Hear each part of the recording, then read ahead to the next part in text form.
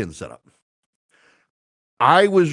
Someone forwarded me an article in Christianity Today. I don't have problems with Christianity Today. I'm not a subscriber. I know a number of people who work there and operate it, and they're fine. I don't doubt that they're Christians. I do think some of them have been radicalized by their critics over Trump. But this story frustrated me coming from that outlet, but it is so common we see it on other outlets as well. And the headline was, Trump's first week sends shudders through immigrant churches and ministries. I want to say on the record, and I need every single person who's listening to me right now, whether you are MAGA, you're hardcore Donald Trump, you're on the right, you don't care for Trump, whether you're on the left, you despise Donald Trump, you're in the middle. I want to have a grown-up conversation with you, and it's something I can do on radio that I have the time and the space here to do. And I need you to commit, even if I start making you mad, I need you to listen to everything I'm about to say. For the next 5-10 minutes, listen to me, please. There are people who have walked through jungles with the flesh rotting on their feet to go to desert and navigate drug cartel violence, to wade across the Rio Grande, to come to the United States because they want to be here so badly. There are people who have, in the middle of the night, fled their homes because gang members in Central America informed them if they didn't cough up enough money the next day that they and their families would be murdered. And in the middle of the night, packing whatever they could on their back, walked out of their house away from their family and headed north, knowing they had to get to the safety of the United States. There are people from abroad who saved their money to fly into Mexico City or Monterrey to find someone who could help them cross the border into the United States. I'm not defending the actions of illegal aliens coming into this country. I'm not. But I want you to understand, because these people appreciate our country more than most Americans do these days. Democrats are furious with Republicans. They think they have destroyed this country. Donald Trump is destroying this country, that this country was once great and Donald Trump has made it horrible. There are people on the right who think the Democrats and progressives have turned us to socialism. They've destroyed the country, corrupted our children, ruined our academies, brainwashed our kids, and they've destroyed it, and Donald Trump's going to make it great again. But it's not great right now, but it's going to be improved. And there are people literally walking through the desert right now as I'm talking, sweating in Mexico, fearing for their lives, trying to come to this country because they do not care about MAGA, and they do not care about Joe Biden, and they do not care about your pronouns, and they do not care about your purple hair qualifying you to be a barista. What they know is where they were was not as good as where we are, and we don't appreciate it enough where we are, and they want nothing more than to be here, where we're surrounded by a bunch of ungrateful Americans who hate each other, and they are putting their lives and their families' lives at risk because they want what we have and take for granted because they need it. Many of them don't even want to be citizens. They're willing to send money home. And what happens when they get here? They run into people who treat them like garbage, who enslave them in some cases, who traffic them, who abuse them. The number of people I have encountered in my life as a lawyer in a professional career before radio who were illegal aliens who essentially were slaves. They were told they had to work, and they had to work for below minimum wage, and if they dared complain, they would be deported. One of my very first clients, I've told you about him before, Alejandro Suarto, was from Central America, was an illegal alien, saved his money to buy his family a brand new trailer, and when he showed up to get the trailer, the manager of the mobile wide company told him, "You are an effing slur word for Hispanic people," and didn't give him what he paid for. And I, as a lawyer, had to fight for him. He was an illegal alien. I knew he was an illegal alien, but I also knew this guy had come here busted his butt for his family. He had kids who were American citizens. He sent most of his money home to Guatemala. And he was promised a brand new double wide trailer with new appliances, and they got him a single wide that was broken, cracked, used appliances, and told him there was nothing he could do about it because he was just an effing slur word. And I got him what he had paid for.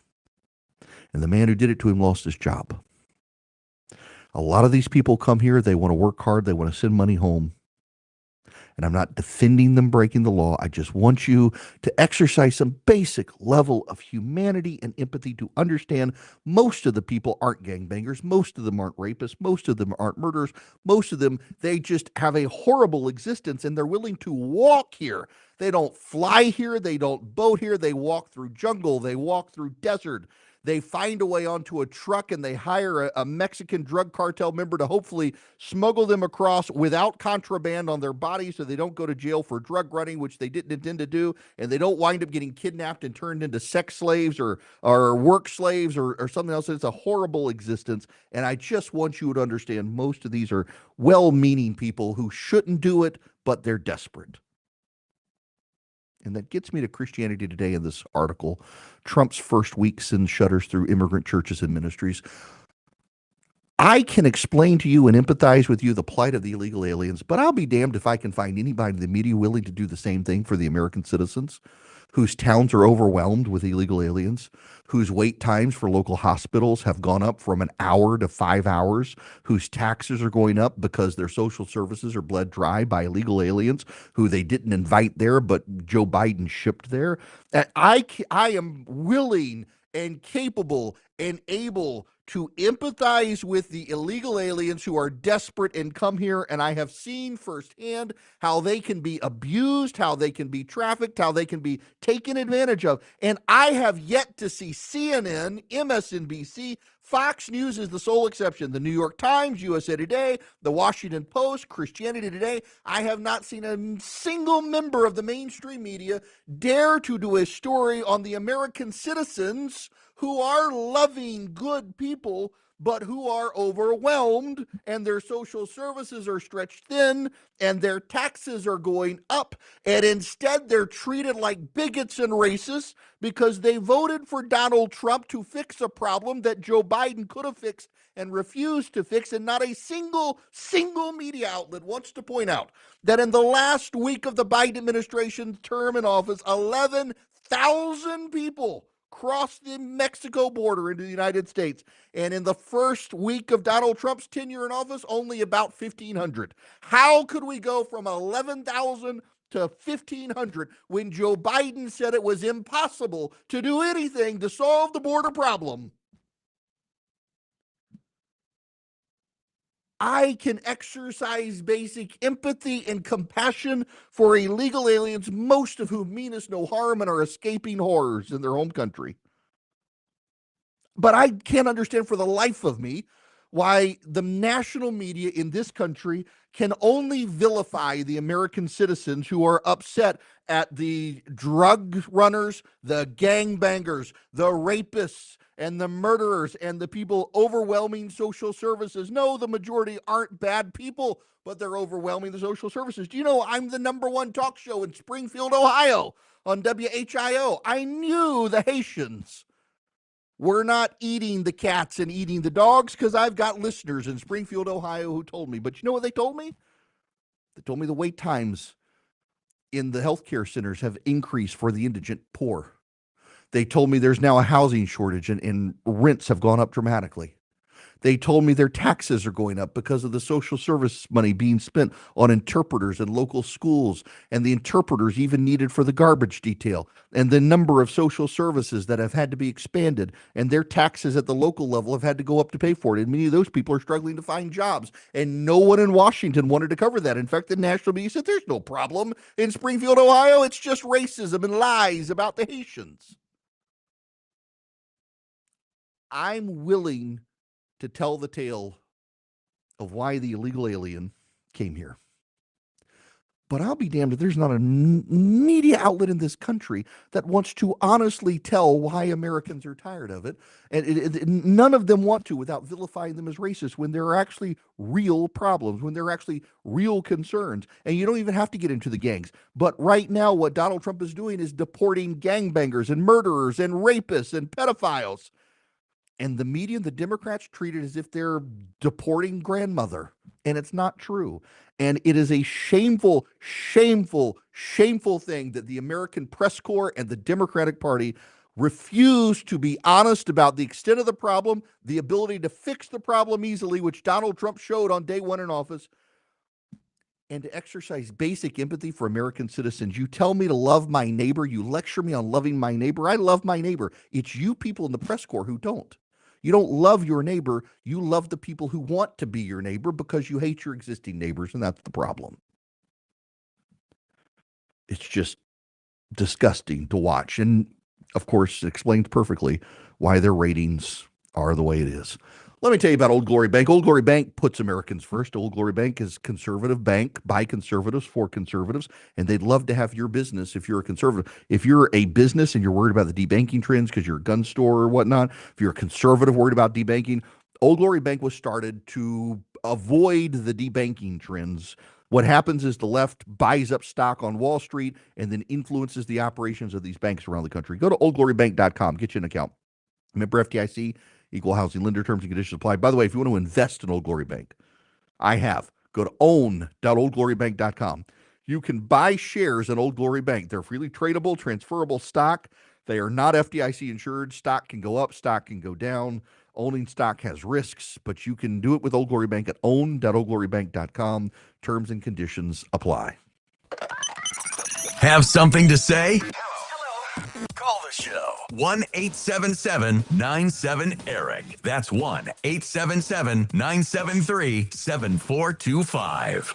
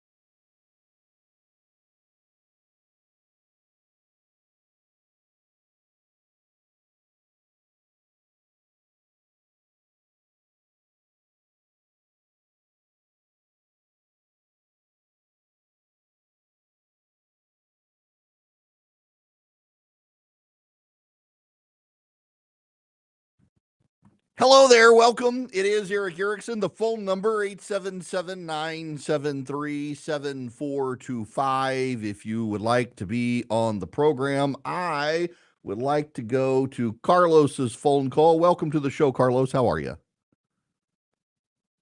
Great.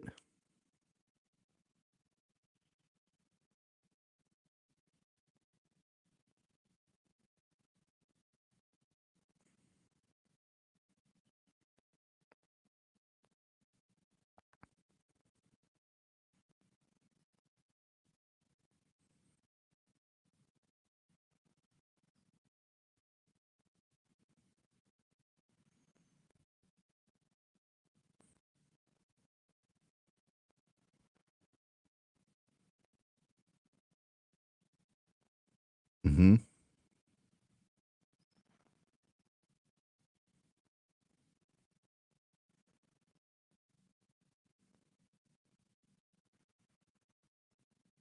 Mm-hmm.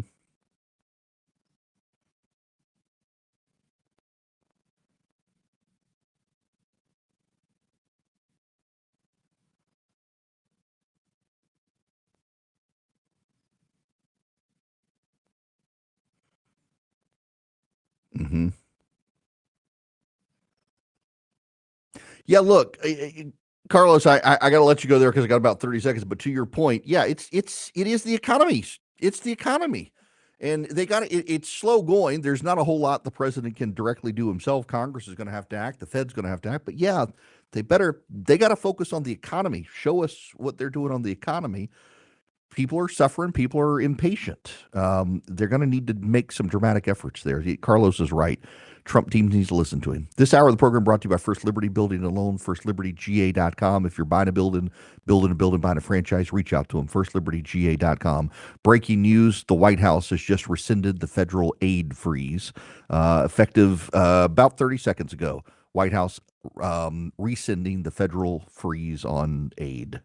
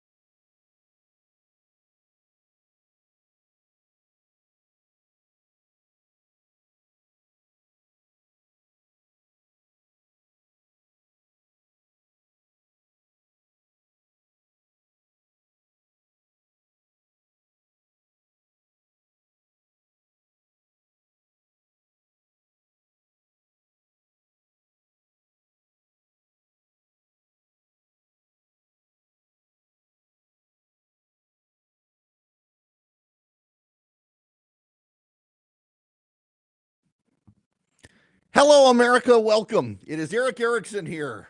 The phone number 877-973-7425 if you would like to be on the program. Let's see if I can fire this up. We have Chuck Schumer just had a press conference with the Senate Democrats, and we should listen to this. People are aroused. I haven't seen people so aroused in a very, very long time in terms of trying to get this done. So yes, I think democracy will have an effect, and we are going to keep at it. We're going to keep at it legally. We're going to keep at it legislatively, but we're also going to keep at it in terms of the grassroots. Thank you, everybody.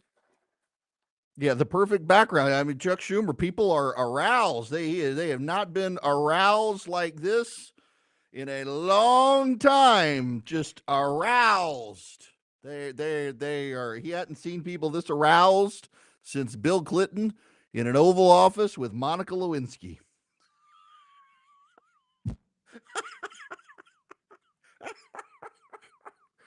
Did he not have any idea?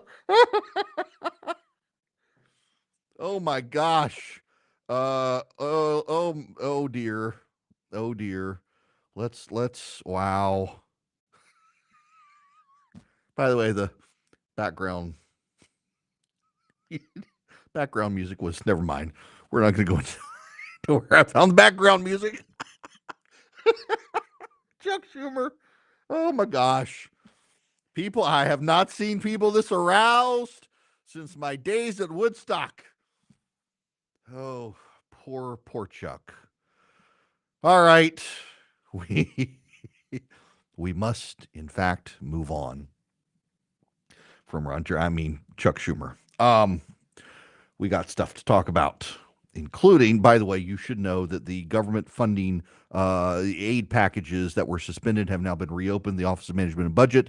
As I was headed into commercial break, I broke the news for you that they have signed, the Office of Management and Budget signed a monumental reversal saying that you can get the money now. Now, by the way, this just happened. In fact, let me see if I can. I'm going to do something real quick here for the magic of, because I'm video live streaming in addition to everything else. This is Raphael Warnock just gave the business to Robert F. Kennedy. I can't believe he went there, and yet he did. The Kennedy hearing is ongoing, by the way, in the United States Senate, and this is just brutal stuff that Warnock just happened to do with Robert Kennedy. I saw the clip come across. It happened just a few minutes ago, and I was actually stunned that he would go there, of all things, for Raphael Warnock to be the guy to go there. Let me see if I can get this fired up for you, because I want to be able to, I'm literally, just so you guys understand, I am pulling this audio in real time as all of this happens, and it's a little bit overwhelming to try to multitask, but I am a capable individual, capable of downloading this stuff. So to set the scene for you, Robert F. Kennedy Jr. is in the hearing of the Senate Finance Committee today. He has not had a fantastic hearing, frankly, in large part because a lot of us expected the Republicans would pull their punches. Now, some of the Republicans did. So, for example, Ron Johnson, who I know, I like him. He's a nice guy. He's been on the show several times, but he called Robert Kennedy pro-science. Anyone who knows anything about Robert Kennedy Jr. knows Robert Kennedy Jr. is definitionally not pro-science. He is at the fringes of science. I mean, he's kind of this insane, crazy person. Robert Kennedy Jr. literally has argued that COVID was designed to kill blacks and Caucasians while sparing Ashkenazi Jews. Robert F. Kennedy Jr. has also claimed that African AIDS epidemic was not real, among other things. He's a wild nutty guy with insane beliefs who induced his ex-wife to hang herself. And this is the one that gets me. This one gets me every time. I have to admit I'm really frustrated by the people who, because Donald Trump laid hands on the man, will say, "Oh, he's changed, he's redeemed." There's very like messianic sort of thing here with some people in Donald Trump. If Donald Trump says you're good, you're good. And look how they turned on Jeff Sessions so quickly. Look how they turned on William Barr so quickly. They turned on Nikki Haley so quickly. They've turned on all the people. The moment Donald Trump lays hands on someone and says this person's good, they embrace him. The moment Donald Trump turns their back on him, they're like, this person was a disgusting, disgraceful person.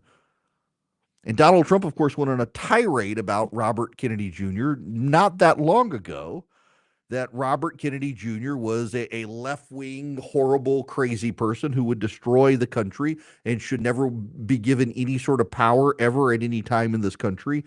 Given his background and beliefs, we should stay far away from him as a nation. He was bad for veterans. He was bad for the environment. He was bad for business. He was bad for families. He was wrong on everything. And now, because he endorsed Donald Trump and Trump said, "I'll nominate you for HHS," suddenly you got all these people out there saying, "Oh my gosh, he's the best thing ever."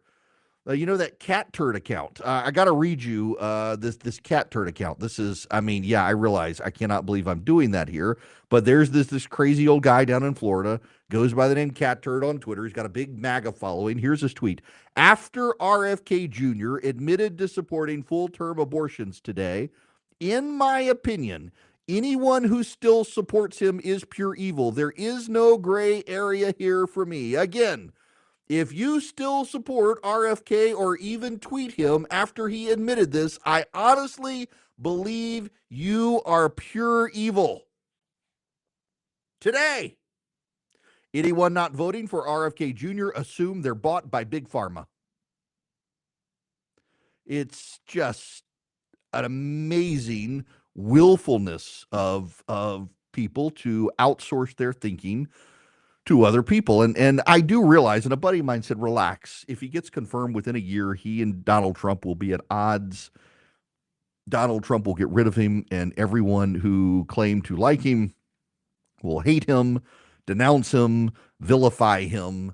But y'all got to understand, he's believes in chemtrails. He believes that the fluoride in the water is causing your kids to be gay or trans. He believes that HIV is a hoax. He believes that abortion should be legal until the moment of crowning, that is, when the child's head is visibly exiting the birth canal. He believes that there's no such thing as a safe vaccine. He believes vaccines cause autism. But, oh my God, he's for seed oil. He's against seed oils. Oh, he is Jesus Christ himself. He is against seed oils. And never mind, he's a big supporter of lockdowns, actually encouraged more lockdowns. But, he supports seed oil. He's a big advocate for beef tallow against seed oils. He hates the seed oils. He's not being appointed to deal with abortion. He's being appointed to deal with the seed oils, and that's why we should love him, because of the seed oils. Because of the seed oils, it's just this cult-like weirdness. People turning on a dime because of this guy, and I'm just having none of it. He's a horrible human being. Robert F. Kennedy Jr. induced his ex-wife to commit suicide. She killed herself. He was sleeping around behind her back the entire time they were married, including when she was pregnant with their child. And she found his sexcapade diaries where he documented every sexual conquest and what his wife was doing during her life at that time while he was sleeping around behind her. And she hanged herself. He had filed for divorce when she hanged herself. He buried her in the family plot, had a big showy funeral. And the moment the cameras were turned off and the press corps and the family went away, he dug up her body and moved it out of the family plot. That's the sort of person we're dealing with. So as much as I'm not a fan, kudos to Raphael Warnock for this moment today, where Raphael Warnock gave Robert F. Kennedy, what Robert F. Kennedy needed. It's unfortunate in my mind that it was not the Republicans. Mr. Kennedy, you have compared the CDC's work to Nazi death camps. You've compared it to sexual abusers in the Catholic Church. You've also said that many of them belong, this is a direct quote, many of them belong in jail. For me, those are disturbing characterizations of the CDC workers that I know who are trying to keep the American public safe every single day. And as you are presented as the nominee for this position, I need to know, do you stand by those statements that you made in the past, or do you retract those previous statements? Senator, I don't believe that I ever compared the CDC to Nazi death camps.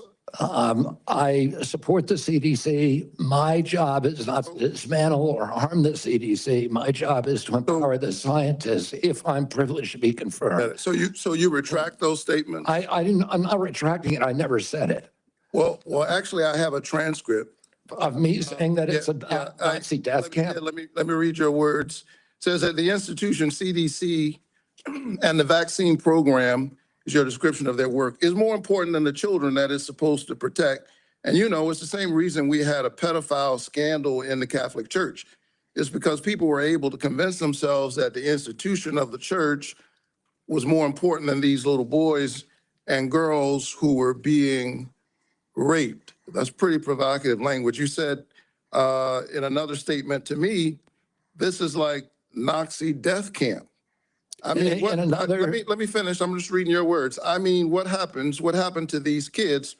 1 in 31 boys in this country, their minds are being robbed from them. Yeah, I was not comparing the CDC to Nazi death camps. I was comparing the injury rate to our children to other atrocities. Wow. No, you used the Nazi death camp comparison. You used the Nazi death camp comparison for the CDC.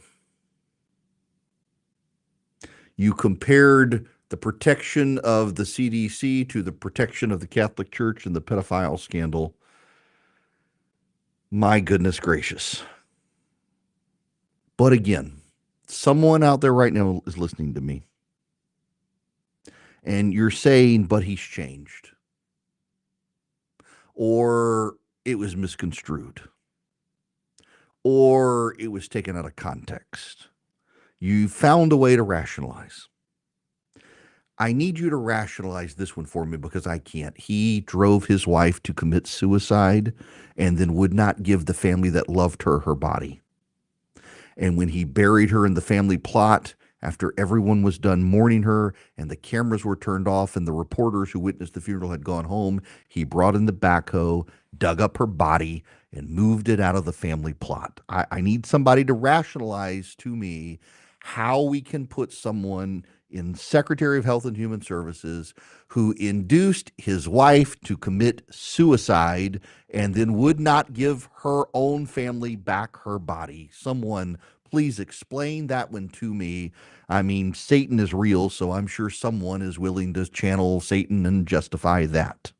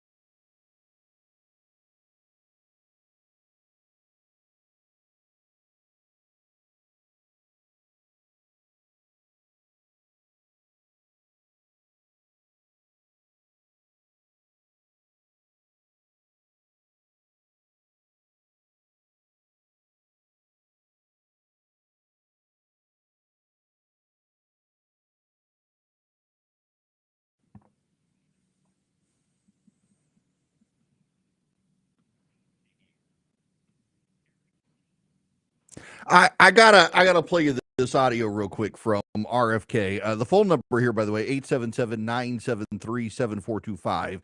Listen to this.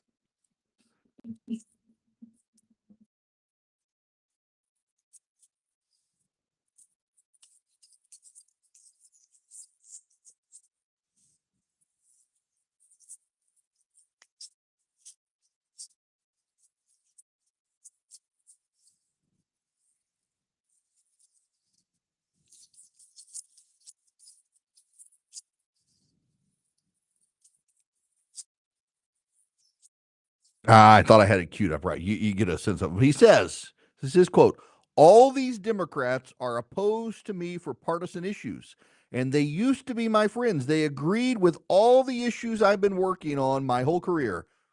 Exactly. Exactly. That's exactly why Republicans should oppose RFK. He says it.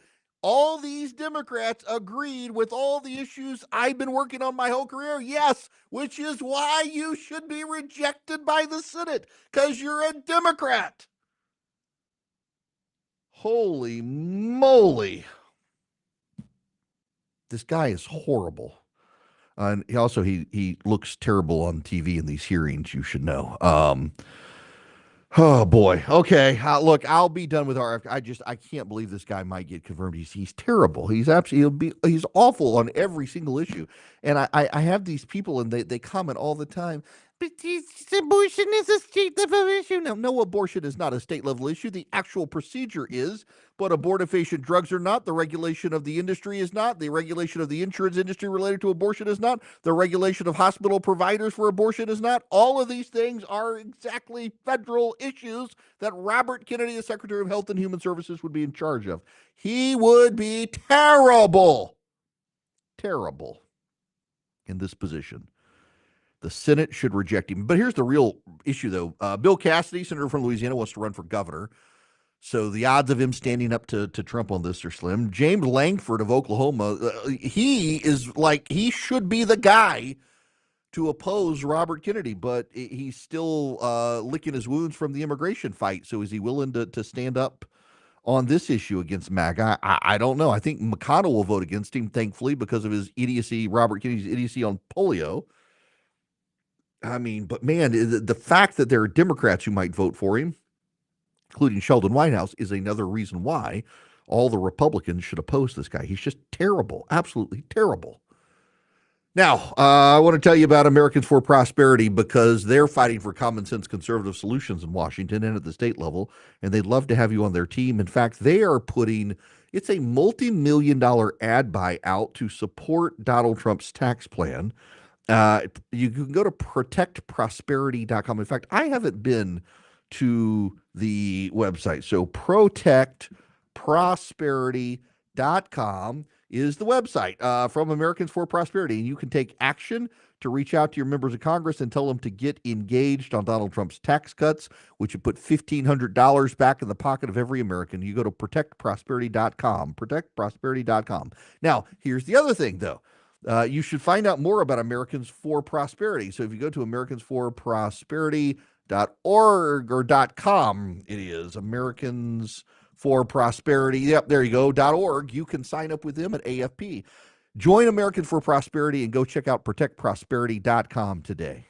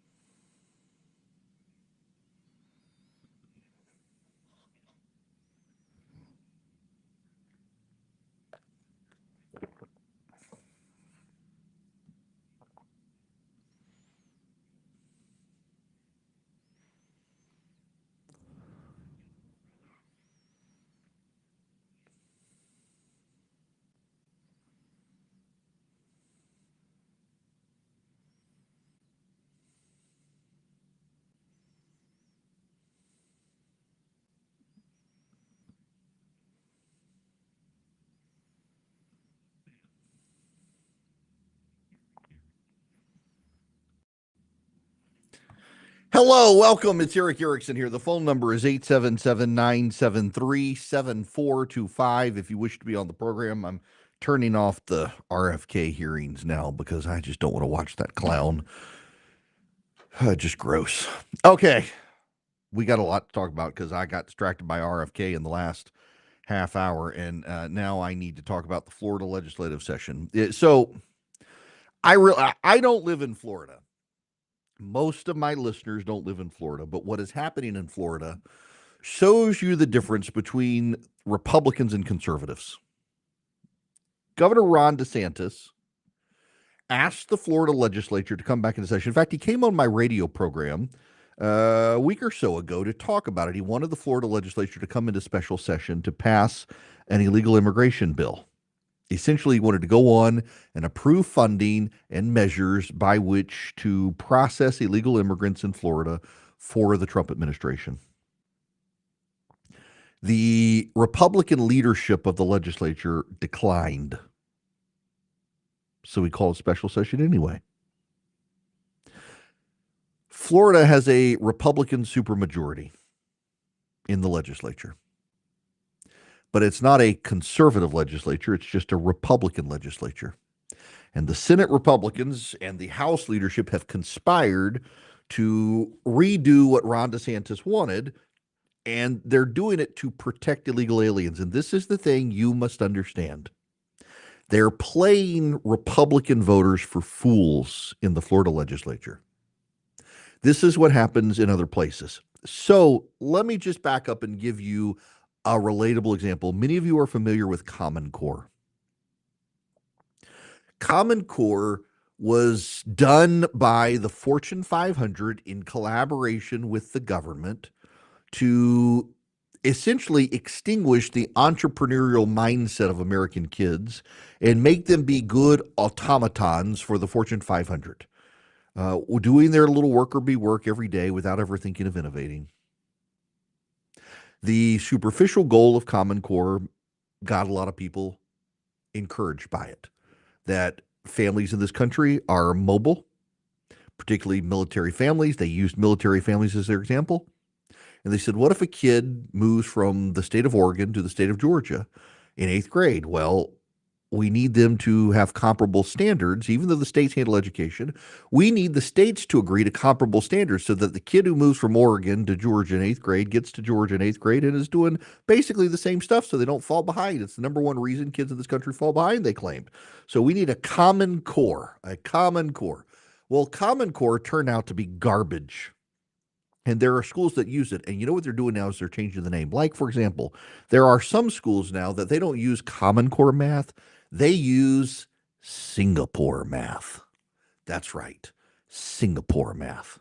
By the way, do you know Singapore has more fluoride in their water than we do in this country? Are their kids dumber than ours? No, we're branding Common Core math Singapore math because they think Americans are stupid from the fluoride, not Singaporeans. So they just change the name of Common Core to Singapore. Hey, it rhymes, and they'll never know it's Common Core. I think I just blew out my microphone on that. Y'all, Common Core is bad. Common Core is bad because in addition to it deciding that the academics know how to do math better than the parents, it separates the parents from the kids in education. So the parents can no longer help the kids in education. In fact, they treat real math as pejorative. They call it grandma math. And who wants to do grandma's math when you can do Singapore math? It just rolls off the tongue. It's so sexy for the first grader. And parents no longer can do the homework with their kids. They're left to the teachers to indoctrinate the kids. The next thing you know, you've got a kid who can do Singapore math and pick different pronouns. Or there's the Common Core reading. Common Core reading, they change it to accelerated reading program. The accelerated reading program is Common Core.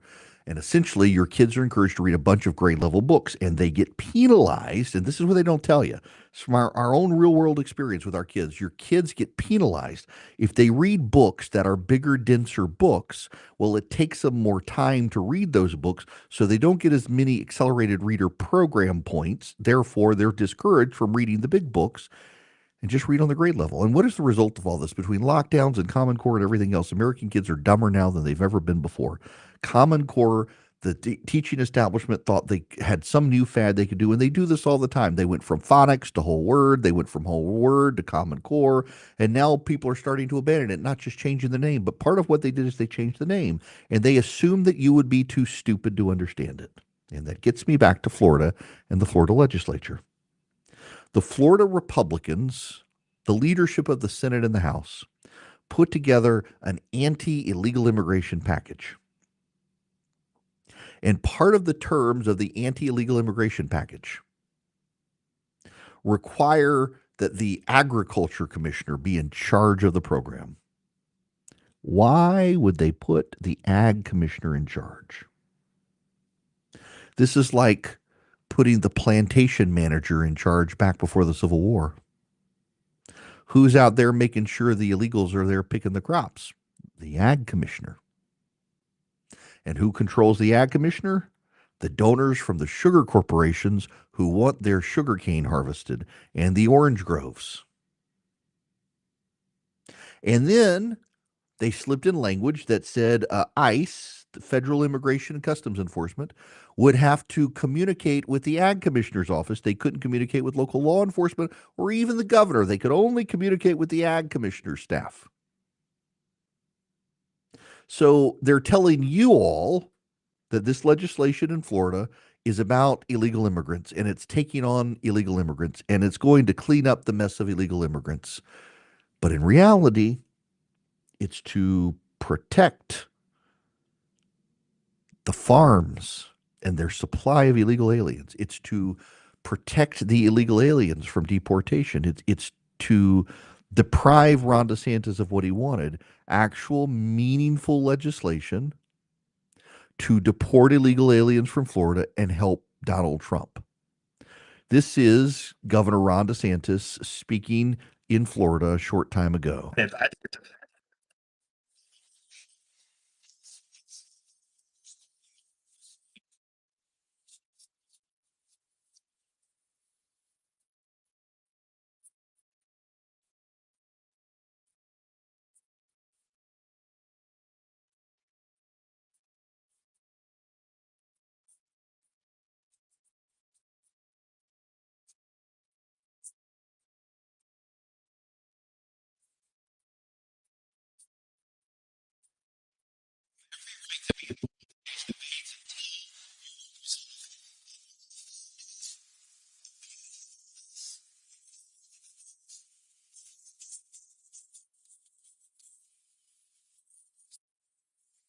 That's Ron DeSantis. He's responding to House Speaker Daniel Perez, who in the state capitol said this.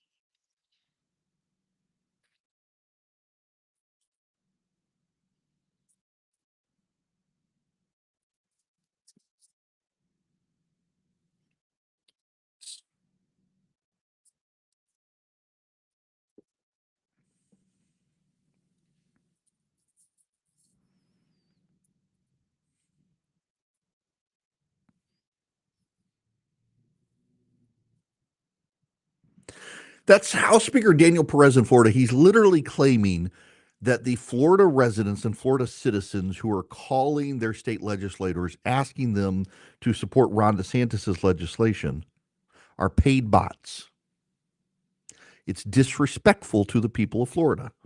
There's a difference between a conservative and a Republican, and this fight in Florida is showing it. Daniel Perez is lying. The Speaker of the House is lying to his members, claiming that paid bots on social media are trying to gaslight you. That's not true at all. It is the citizens of the state of Florida who are angry with the state legislature. Ron DeSantis prepared a very good proposal to deport the massive wave of illegal immigrants in Florida who are soaking up social resources at taxpayer expense. But the Speaker of the House and the Senate President in Florida are conspiring with the agriculture industry to protect illegal immigrants. They're conspiring. They're no better than the idiot on CNN who wondered, where are they going to come to pick my blueberries? I need my cotton picked. DeSantis is picking this fight. He's calling him out. Donald Trump should probably speak up on this. He sided with DeSantis on this special session. He told the Florida legislature to pass DeSantis's law. He hadn't really spoken up since, but needs to speak up. By the way, the perfect opportunity comes in 15 minutes. In 15 minutes, Donald Trump will sign the Laken Riley Act into law. It would be the perfect moment for Donald Trump to tell the Florida legislature to stand with Ron DeSantis on this immigration legislation. DeSantis, by the way, is starting to veto the immigration bill that is coming out of the legislature, in large part because it's a terrible piece of legislation that would actually make the illegal immigration situation in Florida even worse than it is. There's no dispute that illegal immigration in Florida is overwhelming the social services in Florida right now. There's no dispute on that at all. But the House and the Senate leadership want to protect the ag industry, which is telling them they need the slave labor from illegal immigrants. And so they're doing that. It's a remarkable fight. DeSantis is in the right. By the way, if you're a Florida resident, you're listening on one of my many affiliates in Florida, you should call your state legislator. In fact, if you text Army to 33777, in fact, it's been a while since I've done this, so I'm going to do this for you in real time. The number is 33777. The text word is Army. If you do this, you're going to get a link back from me. And when that link comes back to you, you text the word Army to 33777. It may take you a minute to get it back, but you're going to get a link back to erickerickson.quorum.us. When you do that, up at the top, if you've got your name and information in, you'll see a box that says My Officials.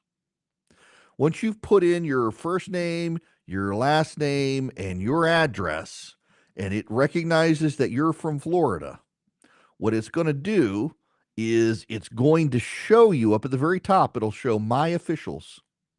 And you click that, and it's going to show you who your state representative is and who your state senator is. And you can click on either one of them, and it's going to show you their phone number.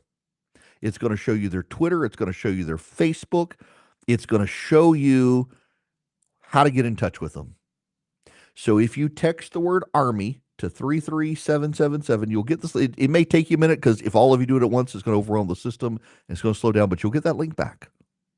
And that link will come to you, and you click on the My Officials tab, and it's going to show you who your state senator is and who your state representative is in Florida.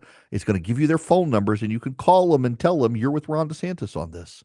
Take action to fight against illegal immigration in Florida. By the way, the rest of you as well, just so you know, if you text Army to 33777, by the way, I did it when I did it on air a minute ago. It just got the link back. It takes a little bit if everybody's overwhelmed with the system. But it's going to work for everybody anywhere in the nation. If you text Army to 33777, you're going to get this link back. Put in your name, address, and email, and then you're going to see a My Officials tab.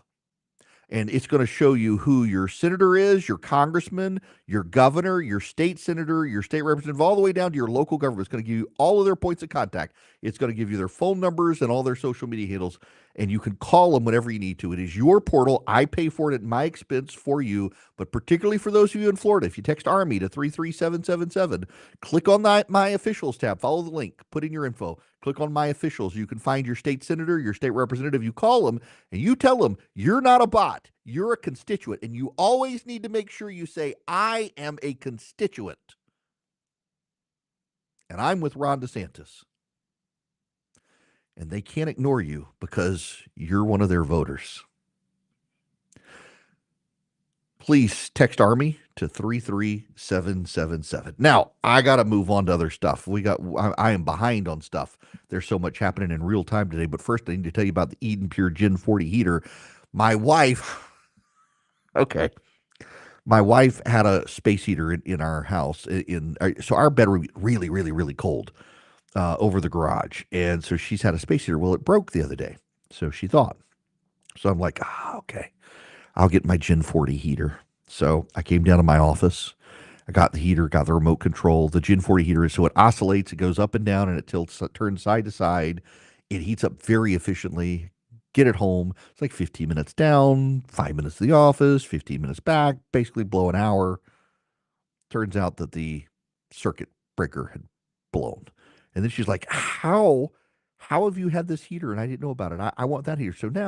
So now I've had to take my good Eden Pure Gen 40 heater for my wife, and I have to have her crappy one here at the office because she liked it better. But that's fine. Happy wife, happy life. You can get one of these Eden Pure heaters yourself if you go to EdenPureDeals.com. There's a discount code Eric50. You'll get $50 off. It's already on sale. You'll get $50 more off the sales price. It turns side to side. It tilts up and down, oscillating in every direction. It has a remote control, and it warms up a big space very quickly, very efficiently with infrared and convective heat. EdenPureDeals.com. The discount code is Eric50.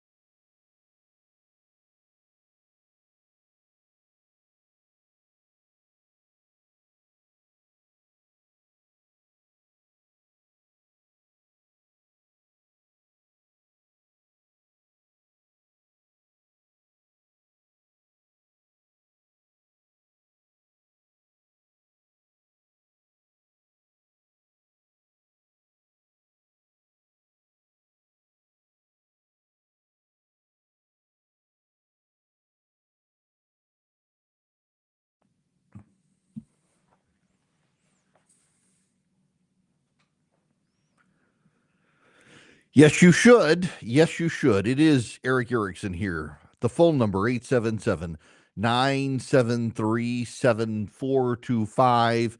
In 5 minutes, Donald Trump is going to sign the Laken Riley Act into law. Bipartisan support for this. The Laken Riley Act is one of the most significant pieces of immigration legislation to be signed by a president in quite a while, and it is sad that it had to be signed into law. Laken Riley was murdered by an illegal alien tied to that violent Venezuelan gang.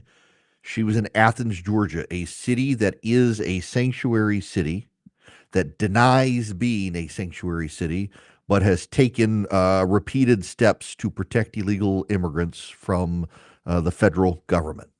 And one of the illegal immigrants protected by that local government murdered Laken Riley. Caused a shakeup in local politics there, where the progressive George Soros leaning district attorney was ousted by an independent candidate who even the local mayor to essentially save himself from the outrage over defense of or denial that they're a sanctuary city, even though he's been the big defender of the policies. He sided with the independent district attorney. Laken Riley should be alive, but our government failed her. The Athens Clarke County government failed her. And at least in some way, it can be made right for others through this legislation that will round up and detain violent illegal aliens. They won't be allowed to roam free. It's just sad that it came to that. It's sad that it took her death to inspire something like this. All things work for the good of those called according to his purposes. And oftentimes we cannot, in our temporal world, see those things working. And it is no solace or comfort to her family, but this legislation now, because of her death, is able to be passed so that in future other criminal illegal aliens will not be coddled by local government, but instead be detained, if not deported. Donald Trump will be signing the Laken Riley legislation here in a matter of minutes, with a signing statement and an enforcement statement. The ICE already announcing today that last night they rounded up over 1,600 criminal illegal aliens to be deported from this country. And some enterprising reporter got some of them complaining about their mistreatment by ICE. They happen to have been criminals who were deported back to Colombia. I have no sympathy for them. When we come back, we got way more to go, including talking about the cafe standards being gutted.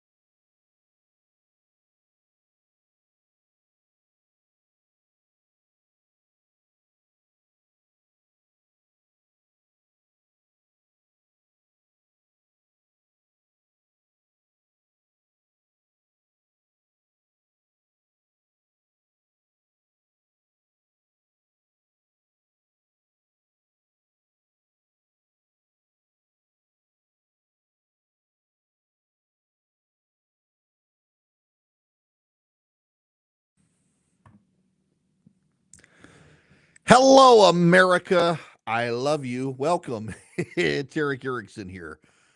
The phone number, if you want to be on the show, it is the Erick Erickson Show, 877-973-7425. I need those of you in the metro Atlanta area to save the date. I've mentioned this before, need to mention it again.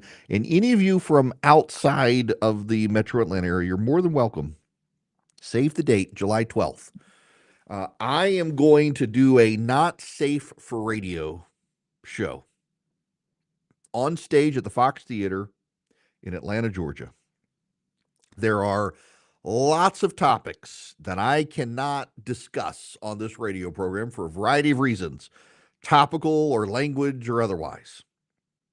And it will be to celebrate, God, it pains me to say. Let's just say it'll be to celebrate my birthday. We'll ignore that it's the half-century mark. Every moment now, I'm closer to death. Seriously. Like, I'm now closer to death when I was a minute ago when I told you I was closer to death. This is just awful. The half-century point, 50. You can come help me celebrate still being alive and upright and able to walk.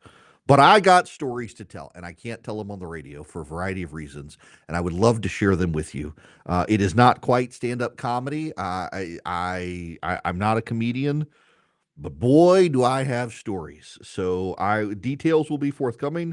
They're going to be ticket sales, and the tickets are going to go to two great charities. And so all the proceeds go to charities. I got to find some sponsors to help cover the cost of the event, so all the money can go to charity. But nonetheless, I will work that part out, and all of you, I would love to have you with me. So just save the date. It'll be, I think, doors open at 6. It'll be 7 p.m. The Fox Theater in Atlanta, Georgia, on stage, me, and it's going to be a fun night. We've got other stuff to talk about. The cafe standards. This isn't about Robert Kennedy. I promise it's not, but I have to say this. One of the people who is a major donor to Robert Kennedy is a billionaire heir of a family fortune. And this guy who supports Kennedy, Fred, what's his name? Sandbeck? I can't remember. I mentioned him yesterday. Believes that the way to save the environment is to depopulate the earth. This is one of those weird, it's Malthusian beliefs. You know, Malthus was a guy who believed that we were going to run out of resources, and Malthus has always and forever been wrong. The efficiencies of the free market have made us be able to have an earth where we can grow more food on a smaller plot of land. One of the big agriculture is a lot of conspiracy theories about big agriculture, but the bottom line is that GMO food and like corn is a perfect example of a GMO food. Corn itself has been genetically modified and bred over time to yield more corn on a smaller plot of land using less water.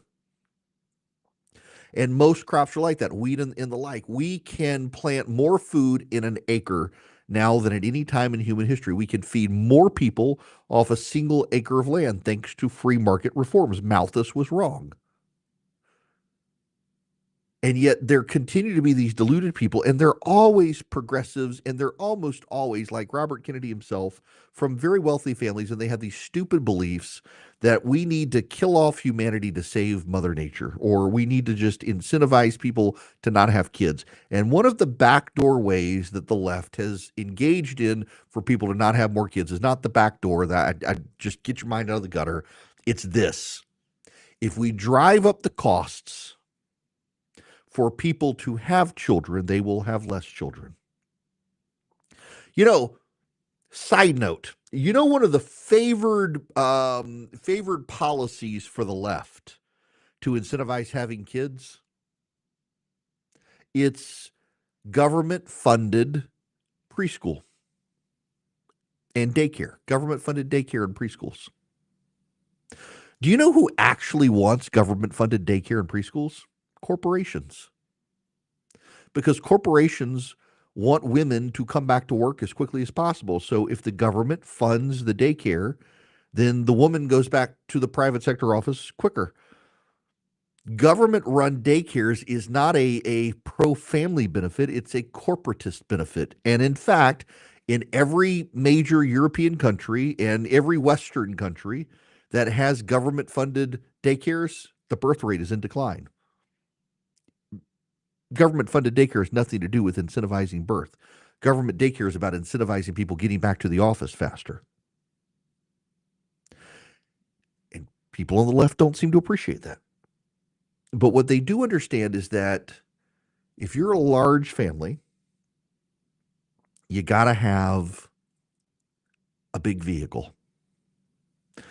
I have some friends who have a 15-passenger van because the family, they've got 8 kids. I have a friend who has 15 kids. And I have lots of friends in my church who have 3 or 4 kids and then have adopted several kids. And they can't have one car. You used to be able to get a Suburban, fit all the kids in there, get a big station wagon, fit the kids in there. And what the left has done over time is they've driven up the CAFE standards so that cars are typically smaller and smaller and smaller and smaller and smaller. They've driven up the cost of the family. Sean Duffy of The Real World and of Congress and of lumberjack axe throwing and of hot wife Rachel Duffy. I can say that because I'm friends with them. Rachel, by the way, way better than Sean. I mean, Sean is a good guy. Rachel is amazing. But Sean Duffy went from The Real World to district attorney in Wisconsin to the United States Congress to Fox and Friends to Secretary of Transportation for Donald J. Trump. He was confirmed by a bipartisan majority in the Senate, went over to the Transportation Department, and promptly last night signed an order rolling back the EV mandate CAFE standards. What Joe Biden had done is ordered that gas and fuel efficiency be so high in vehicles by 2030 that the only vehicle that anyone could practically drive to meet the standards would have to be an electric vehicle, not even a hybrid. It'd have to be 100% electric. Joe Biden didn't even want hybrid vehicles. He wanted fully electric vehicles. And if you like your fully electric vehicle, I'm okay with you having one. God bless you for having one. But I don't think the government should subsidize your electric vehicle. And the government is not only giving massive tax credits for EVs, which, by the way, Donald Trump wants to get rid of. Joe Biden was mandating electric vehicles, forcing people into electric vehicles who didn't want them. Now, here's the other thing. You can still buy cheap vehicles in the United States. What is the cheapest new car in America? I'm Googling this right now. The cheapest new car in America. Let's see. You can get a Nissan Versa for $17,340. You can get a 2024 Mitsubishi Mirage ES for $15,399. Or 13,000, somewhere in there. You can get, let's see, here we go. U.S. News and World Report, the cheapest cars. Well, no, here's Top Gear. Top Gear is better than these. So the Camry's 29, the Honda Accord's 29, the Hyundai Sonata's 27, the Honda Civic is 25, the Subaru Impreza is 24, the Toyota Corolla is 23, the Volkswagen Jetta is 23, the Kia K4 is 23, the Hyundai Elantra is 23, the Nissan Versa is 18.3.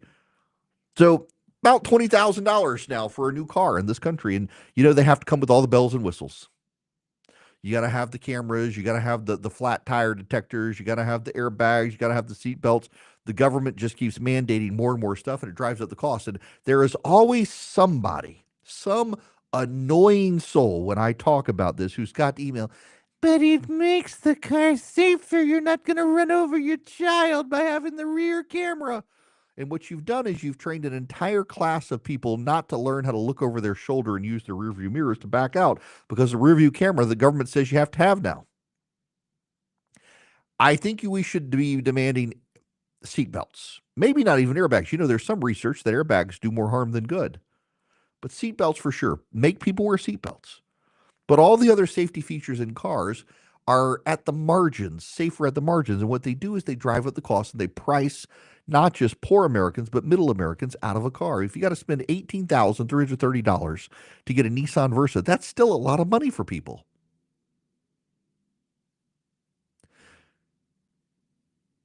And what the government wanted to do was to push people into electric vehicles that are even more expensive. So you can get electric cars now more reasonably than in the past. But they're still, in many cases, at least $30,000. And the CAFE standards have worked as a tax on large families. They've worked as a disincentive on large families. What the Trump administration has decided to do is go to war on the regulations that disincentivize large families. And we need to, because here's the reality. All of us are accustomed to a standard of living in this country. Those who are on the lower income range hope to increase in income. We all have ambitions. And what the Democrats have essentially wanted us to do is to settle for less. That's not the American dream. What the Democrats have willfully wanted to do is have us settle for less and then have an underclass of serfs in this country in the form of illegal aliens to do the jobs that Americans won't do for cheap, like put the blueberries in white chick smoothie from CNN. They haven't had a thought about how can we incentivize people having more kids. Government funded daycare centers is not an incentive to have more kids. We know from the European countries that do it, and their birth rates are in free fall. But you know what are incentives to have more kids? Lowering the costs, improving the tax benefits of having more kids. Make it your taxes are less and less. The more kids you have, do that. People have more kids. People will adopt more. Lower the cost of vehicles. People will buy vehicles, bigger vehicles for their families. They'll have incentive to buy bigger vehicles. We've got to rethink this because here's the problem. Our population is in decline. And if we don't incentivize making babies in this country, we're going to rely on more immigrants just to fund our cost of living and our lifestyle. And at some point, they're going to outnumber the native-born American citizens. And it won't be our country anymore. All the people out there who have this anxiety about a nation of immigrants changing our life and in our country, you got to have more kids. You got to have more kids. But I also understand it's very difficult to have kids in this country now because it's so expensive. I've got one in high school. We're paying for private school because the public schools suck. I've got one now in college. She's got almost a full ride. We're paying basically what we were paying for her for private school is now her college tuition. So not much has changed. She's got such a great scholarship. Going to a private school, not a public school. But having kids can be expensive. And the role of government should be to improve the lives and lessen the cost to families of having kids. And that doesn't mean make it convenient for mom to be able to go back at work by putting her kid in daycare. What it means is make life cheap enough that dad can go to work and mom can stay home with the kid. Doesn't have to work. Or that the dad can stay home with the kid. I've got a friend of mine that he's a stay-at-home dad. His wife is a nurse who makes way more money than him, and he stays home with the kid. Perfectly happy doing it. Has his own little side business he runs on the house, can manage it during nap time. But our government has driven up the cost of having families, and one of the backdoor ways they've done it intentionally is through CAFE standards, making cars smaller and smaller and more expensive so that families can't buy the cars they need to put all their family in it. And people are incentivized to not have kids. And Sean Duffy, his first act in office, a man with, I think, 5 kids, was to get rid of the CAFE standard that Joe Biden imposed so we can keep our big cars and keep our big families.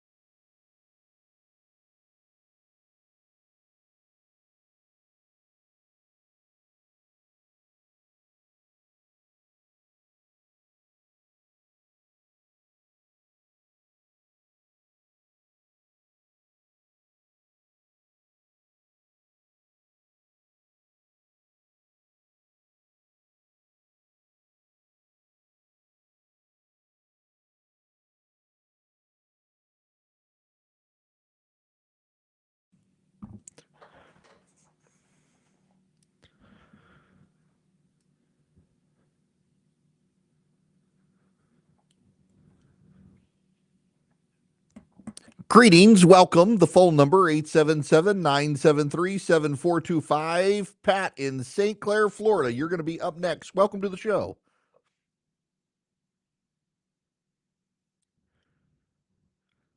Thank you.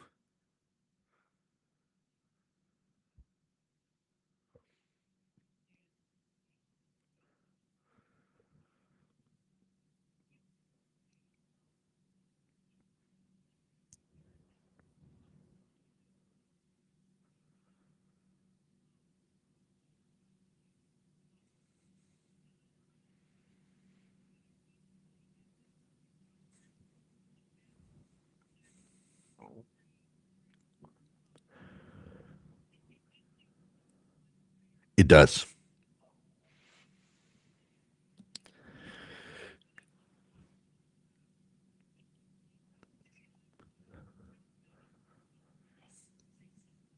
My understanding of the hostages they still have who are alive is they've got maybe a dozen to 2 dozen left to return. This is the way it always works with Israel, and no one wants to recognize the disparity. Is for every hostage that's going to be released, Hamas gets back something like 10 terrorists who Israel has arrested, or 100 terrorists, and it always happens that way. It's not fair.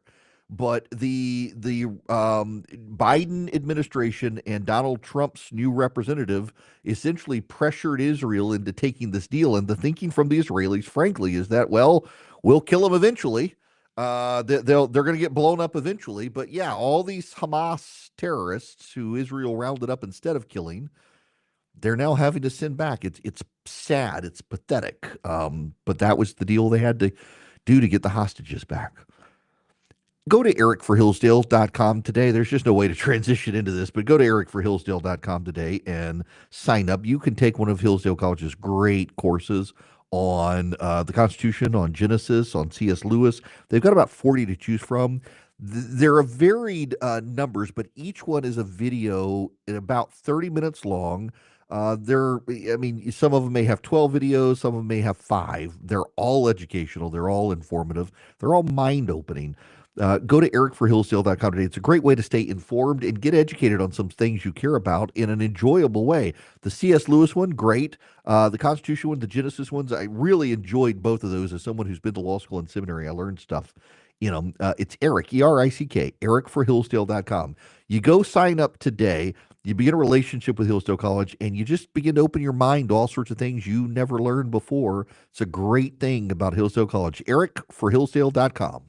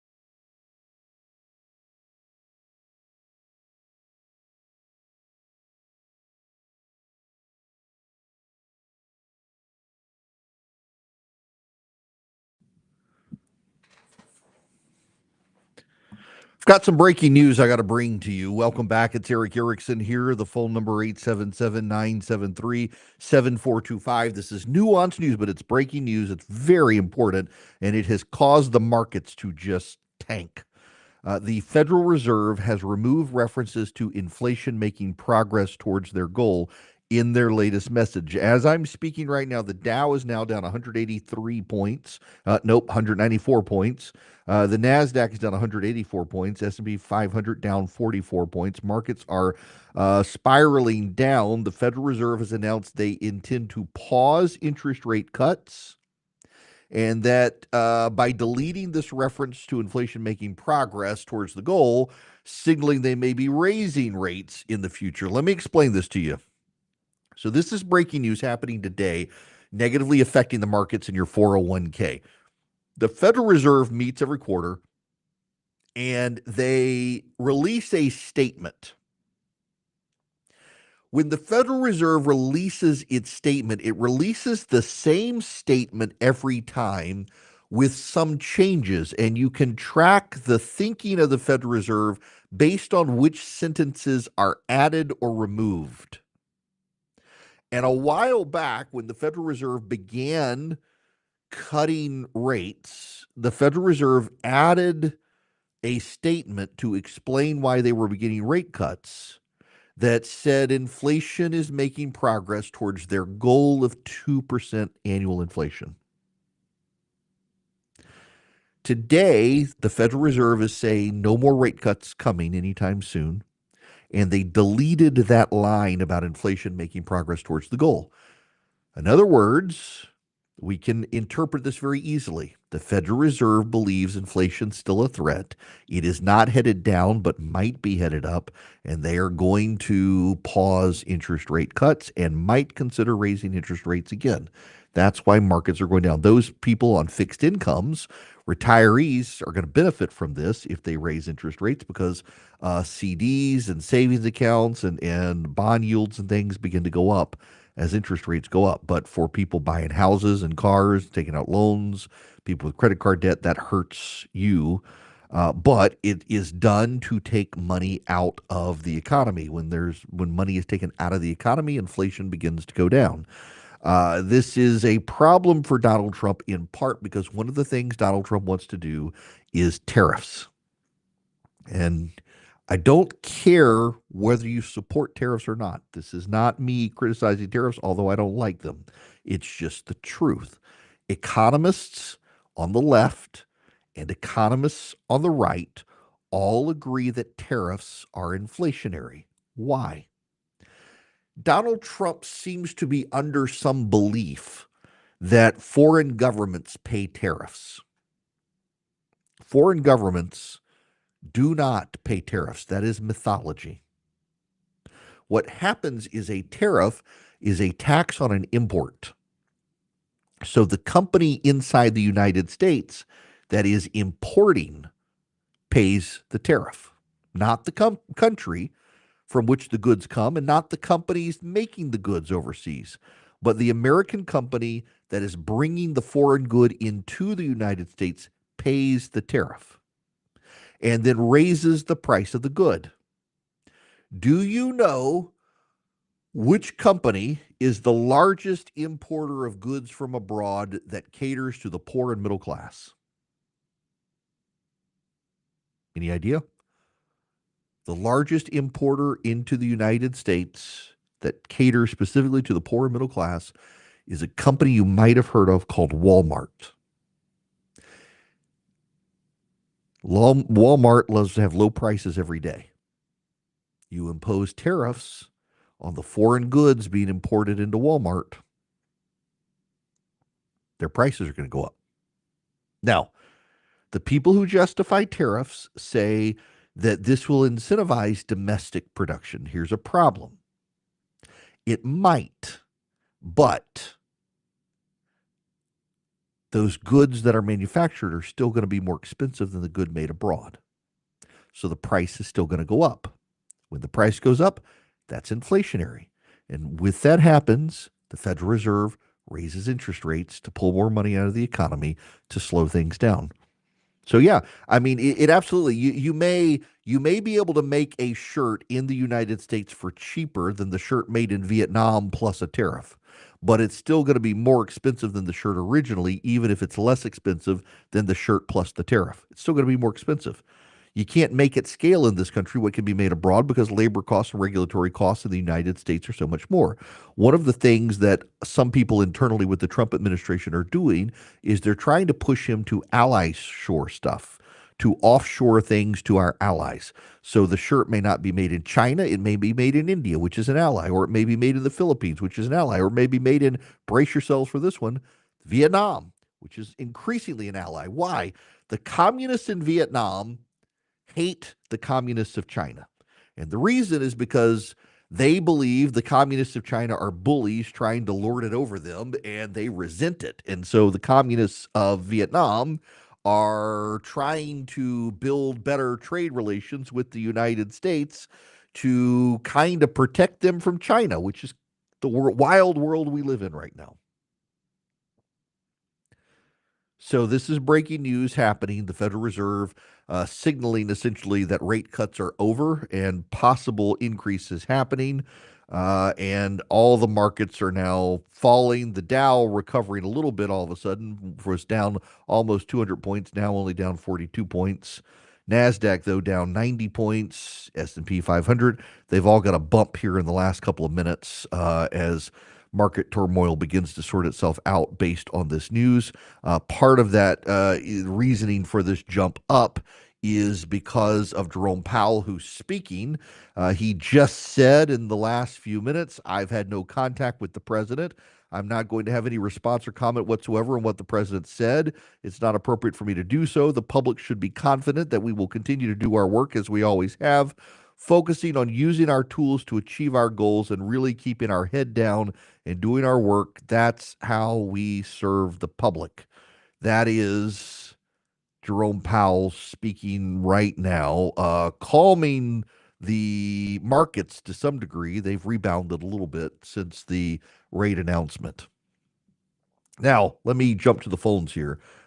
Shane has been waiting very patiently. Shane, welcome to the Erick Erickson Show. How are you?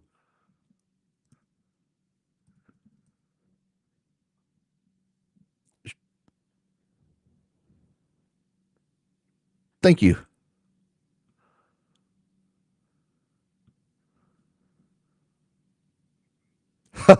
Yeah, sorry.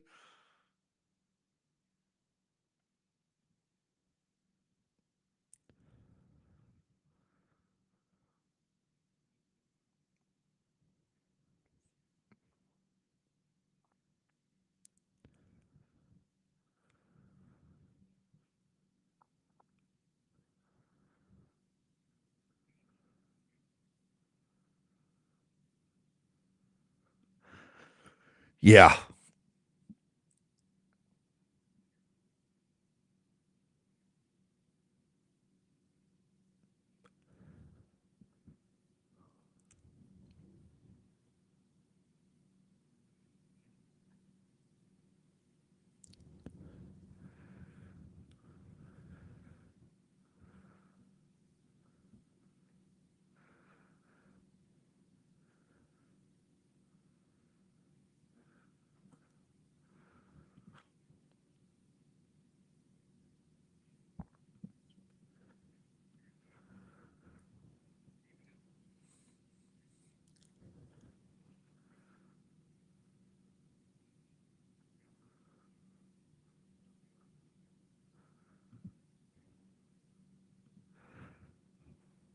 Yeah.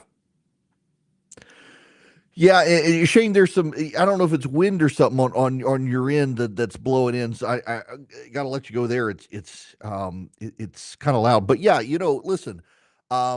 We are a nation of immigrants and settlers, as JD Vance said to Margaret Brennan the other day. We are. We absolutely are. You can't dispute it.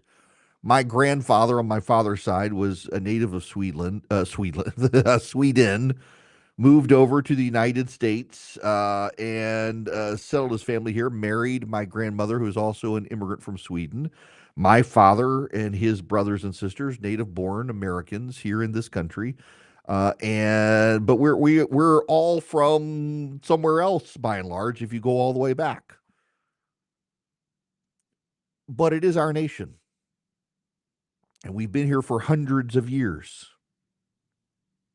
And part of the problem is that the left has disincentivized assimilation to this country.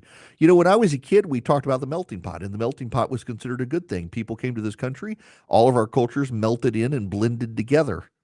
And now what the left did in this country about 20, 30 years ago was they decided the melting pot concept was offensive. We were instead the salad bowl,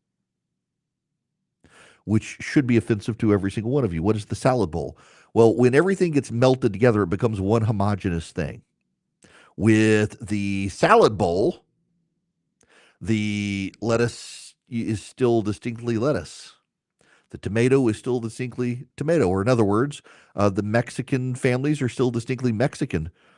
The white families are still distinctly white. The Indian families distinctly Indian. The black families distinctly black. They're not all Americans.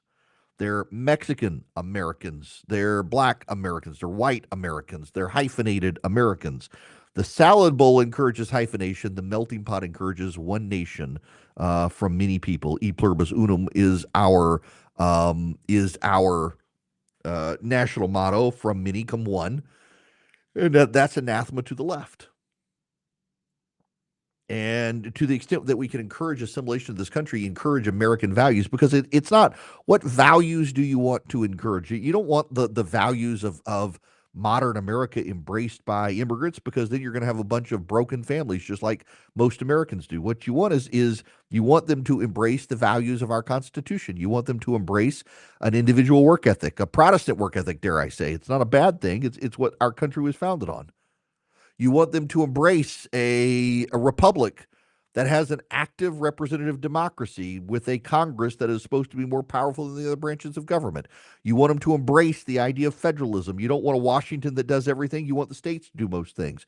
You want them to embrace an immigrant community of movers who can move from one end of this country to the other unimpeded to find work and build a life and have the American dream. You want them to embrace those values. But the left doesn't see it that way. Daniel, you're going to be up next. Welcome to the show. How are you, Daniel?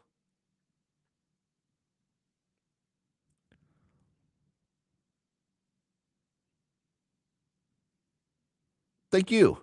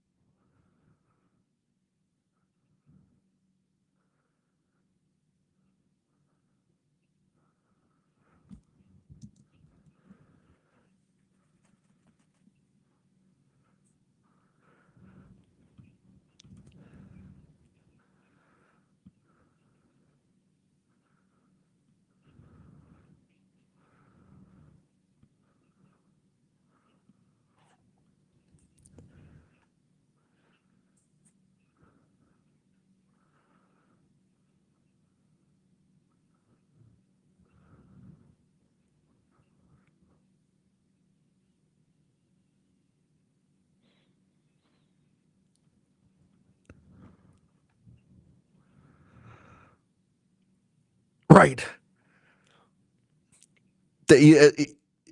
Daniel, look, I think that's absolutely well said. Yeah, that they don't like, the left doesn't like this country, but they're like, oh, we can't send them back to that country. We can't send them back to that country. No. Uh, yeah, there is a lot of racism. Listen, I mean, if you don't think there's racism on the left, did you not hear Blueberry Girl on CNN, who thinks that we need illegal immigrants to pick our crops? Again, you can take the Democrats out of the 19th century, folks, but you can't apparently take the 19th century out of the Democrats. They're always looking for somebody else to pick their cotton. Between bank collapses and now the news from the Fed that interest rates aren't going to be going down again anytime soon, there's a gold investor out there. You probably want to know Swiss America has been the trusted leader in precious metals for 40 years, and they've been warning people about a secret war on cash.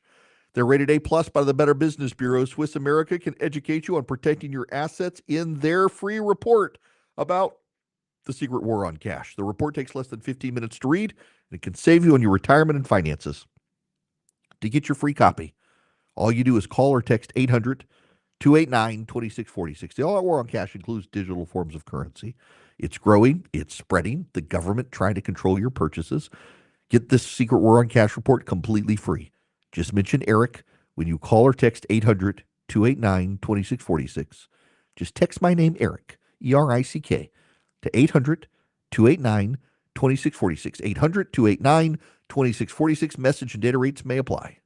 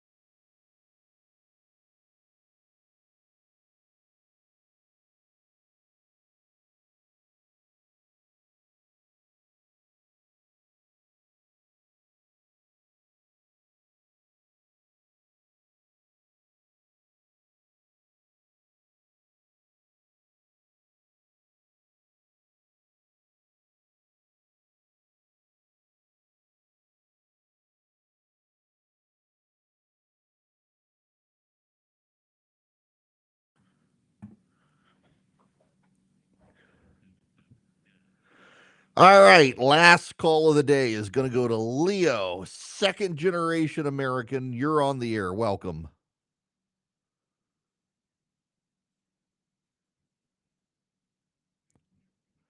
Thank you.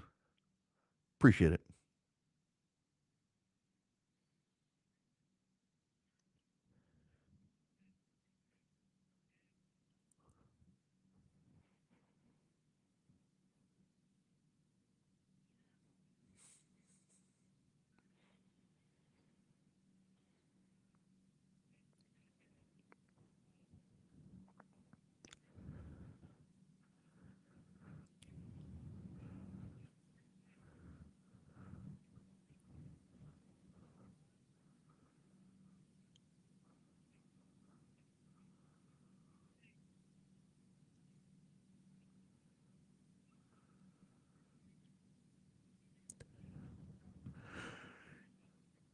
Leo, listen, I appreciate it very much. And yeah, listen, it's to become an American is not hard.